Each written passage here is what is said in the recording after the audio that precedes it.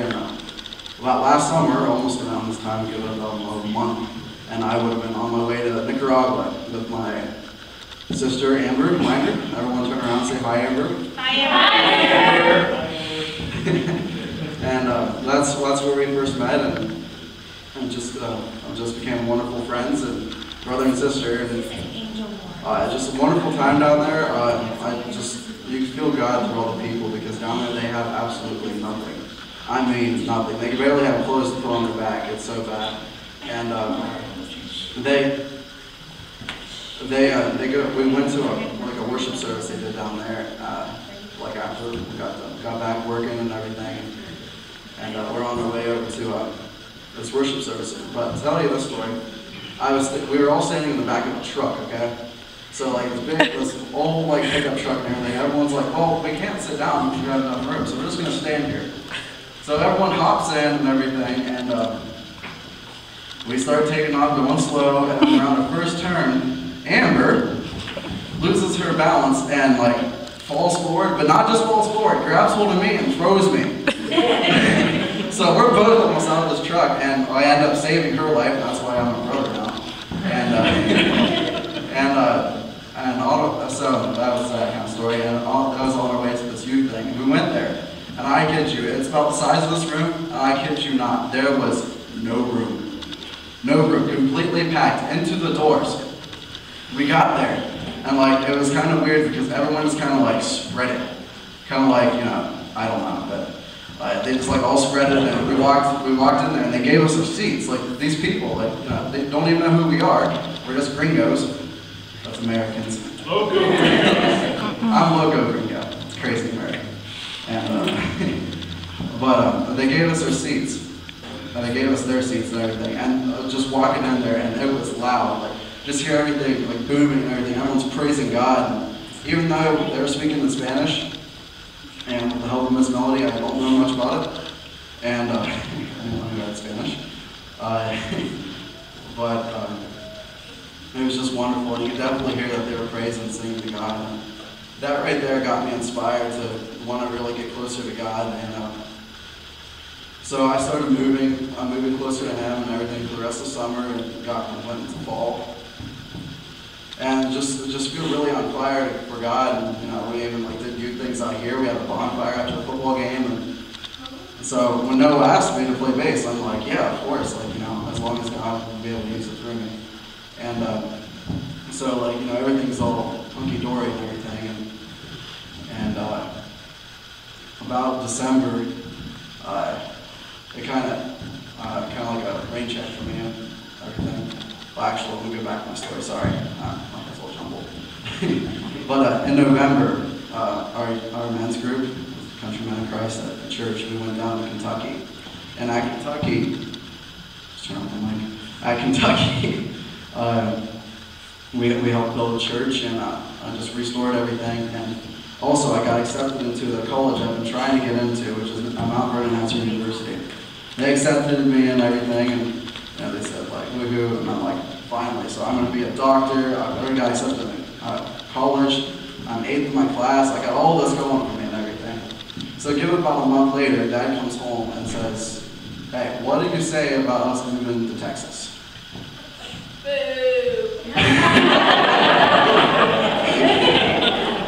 That was my response. I was like, you gotta be kidding me. Like, really? I just got everything all figured out, and I had a wonderful girlfriend and everything, and everything just all set for me. Like, I'm ready to do God's will my way.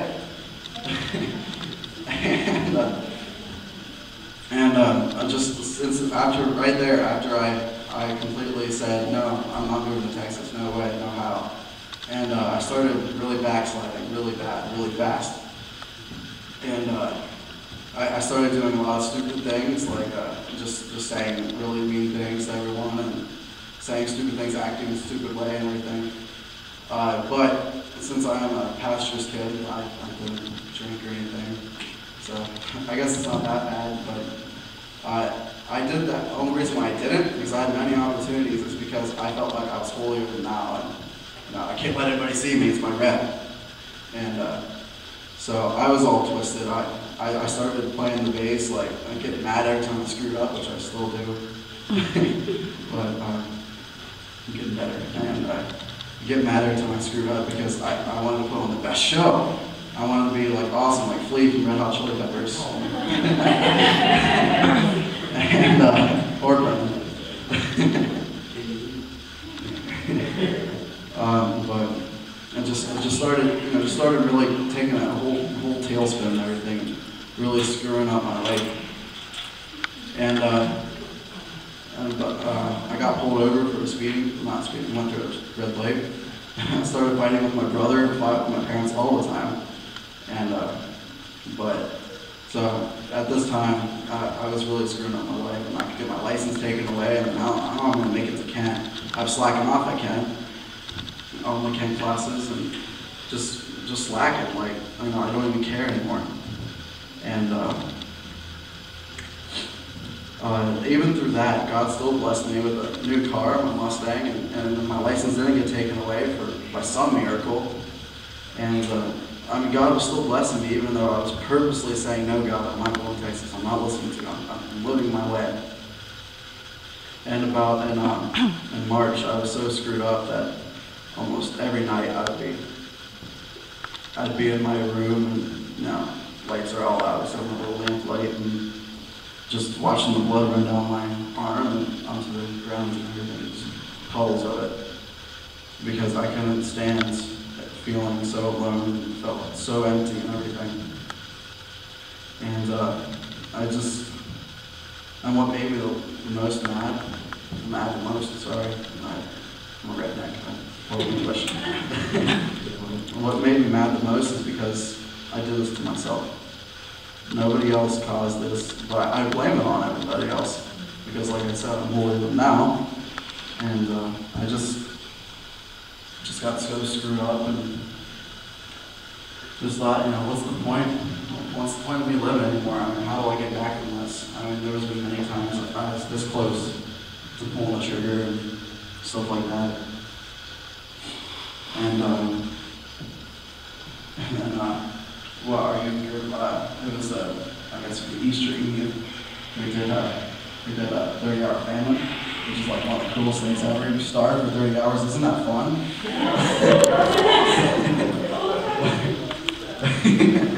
But it was really one of the coolest things ever, because we starved for 30 hours. We got together early in the morning, Saturday morning, and what we did, we made picket signs and awesome t-shirts, and the whole point of this is to starve like the people in Africa is, to like feel a little bit of suffering and make changes in the world, like make more awareness of like all these people dying, because like I think it's every 5 seconds a child starves to death in Africa. So someone just died right now. I just got done talking and someone died, and someone just died again. I think my second's right. That's a very serious thing, and it made me feel like so selfish, like the way I've been acting, like, boo-hoo, like, I'm moving to Texas, what do we do? But I just like everything, I got offensive about everything, and I got so upset that like at that night, I started freaking out on my carpet box, which was like collapsing on me. But I started feeling really convicted that night, and then about 2 more weeks later, we had a revival at our church, which, I think I cried every night. Like, cried. And I don't usually cry often. At least I don't try to. And, I went down to the altar the first night, and I prayed to God. I finally said, God, just take me. And I kid you not, I like jumped. After I said those words, I jumped up and I started screaming, and I felt like this whole heavy burden lifted off me. I feel like this praise, I want to go out shouting on the rooftops.